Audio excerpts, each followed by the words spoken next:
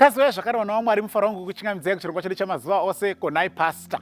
Sekutaura kwedu pachirongwa pano tiri kuedza kubatsirana kupindura mibvunzo yatinogona kunge tiinayo inopindurika neumbowo hunowanikwa mukati mebhaibheri. Saka sunungukai kutumira mibvunzo yenyu either paFacebook page irori ramuri kuona kana kuti kana muri pamaWhatsApp groups munogona kutumira kunhamba dzinoti 0772918335 tichiwana nguva Mwari achitibatsira tinotarisa mubvunzo wenyu. Regai tibve tapinda mubvunzo wabvunzwa neimwe hama yedu nhasi uri kutiwo Pastor, ndibatsireiwo pane zvokudya takanangana naRomans 14 na1 Timothy 4 verse 3 to 4. Ndoda kunzwisiso zvekudya takanangana naRomans chapter 14 ndoda kudayira verse 1 to 3 na1 Timothy chapter 4 verse 3 to 4. Ndodayira zvakare kuti abvunza mubvunzo yakanzwa zvatakambodzidza mumashure maringe nezvekudya. Kuti Mwari ane zvaakarayira kuti zvidyiwe izvi zvisadyiwe nekuda kwezvikonzero zvinozikamwa naMwari but zvakanyanya kuzembera pane utano hwedu. God wants us to be in good health. Ndokusaka akaprescribe kuti izvi zvinokukwadzai musadya, izvi hazvina kukunakirai, izvi ndizvo zvakakunakirai. Saka takambodzidza mumashure, saka panenge pazoita mubvunzo nekuda kwezviri pana Romans 14 na 1 Timothy chapter 4 ndo mavhesi andoda kuverenga. Regai tiverenge Romans 14 verse 1 2 na 3. Inoti iyo him that is weak in the faith receive ye. In other words, receive him who is weak, but not to doubtful disputations. For one believes that he may eat all things, another one who is weak eats herbs, that's vegetables. Let not him who eats despise him who does not eat, and let not him who eats not judge him who eats, for God has received him.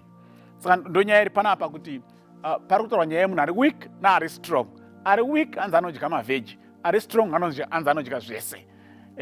Hapana kutaura kunzi zvese zvii, but paprescribwa vari weak kuti vanoti hawo ini ndipe hangu mavheji. Hatigoni kunzwisisa nyaya iyi kana tikasadzoka kuna 1 Corinthians. Chandinoda kuti muzive ndechekuti bhuku ravaroma, the book of Romans, Paul haana kuzokwanisa kuvisita the church at Romans. Akanyora tsamba iyi to the church at Romans in anticipation of his intended visit. Akatarisa mamwe machallenges aiona aisangana nemamwe machurches aanga avhizita. Saka challenge yezvekudya nezvekusadya yakatangira paChurch of Corinth. Ndo panotanga kutaurwa nyaya ari weak naasiri weak paChurch of Corinth. Saka tikaenda pana 1 Corinthians chapter 8 verse ya 1 neverse ya 9.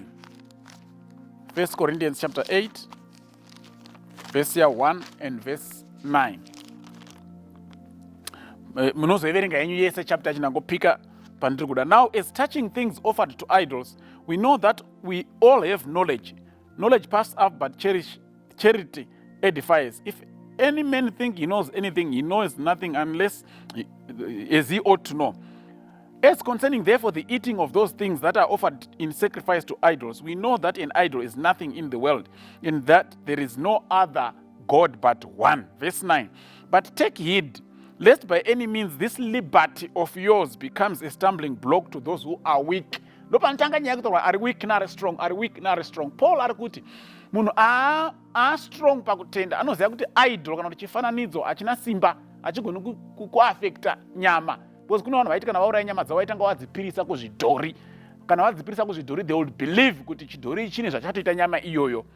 Saka Paul akuti asimba pakutenda akunyatsokunzwisa kuti idol is nothing, it is weak, it has no strength over anything, there is only one God.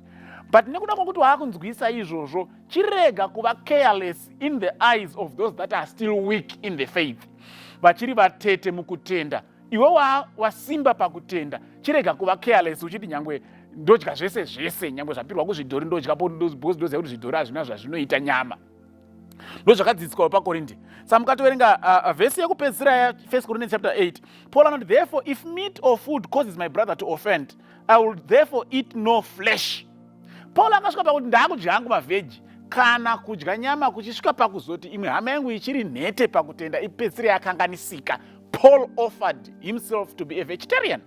Saka pamunouya kuna Romans 14 akuti he who is strong in the faith can eat anything. Anything in the context of zvese nyangwe zvapirwa kuzvidhori anodya. Because akuziva kuti zvidhori hazvina zvazvinoita kunyama. But he then says that knowledge of yours must not puff you up so that you become careless and cause the one who is weak to be offended. same argument yaari kuita carry over kuna Romans. Therefore he's saying ari weak anotya kuti chidhori chinokanganisa nyama anoti saka ndipe yenyu mavheji because nyama yenyu inogona kundikanganisa. But are strong in the faith anoziva kuti hapana zvainoita ende anodya chero zvinenge zvaiswa pamberi pake. But Paul is now saying but izvozvo ngazvisave a reason yekuti mukakavadzane nekuitirana nharo. Saka ari weak ari kudhauta zvanzi usadye kana uri kudhauta. Hapasi kumbotaurwa nyaya yenguruve, parikutaurwa nyaya yemombe yapiriswa kuzvidhori. That's what Paul was teaching.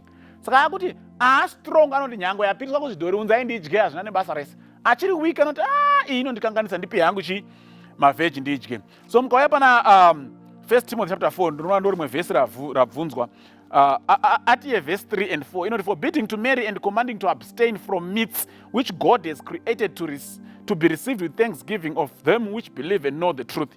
For every creature of God is good, and nothing is to be refused if it be received with thanksgiving. Ndo mavhesi akotwa ari maviri. Kana tichidzidza bhaibheri, it is very dangerous also takazvidzidza pataita total scriptura. The scripture needs totality. Don't pick out certain verses out of context. Omhanya nevhesi yawaita zvekudzura mucontext mayo unodzidzisa zvisiri izvo nekutenda zvisiri izvo. Saka vanoverenga vhesi iri yega vhesi vanoti Paul akati zvese zvakasikwa naMwari idyai. But verse 5 inoqualify. Inobva for it is sanctified by the word of God and prayer. And everything God created is good and nothing must be refused. That's verse 4. It must be received with thanksgiving because it is sanctified with the word of God and prayer. So chiri kunzi naPaul everything chakakreatwa naMwari ndechaitwa sanctified with the word nemunamato. Ndechaitwa chitsvene neshoko nemunamato. Saka usati wati zvese tanga wabvunza kuti shoko rinoti chitsvene here chakachena here kudya wonamata. Then you say I can eat everything. Chaqualifyiwa neshoko uye chandanamatira.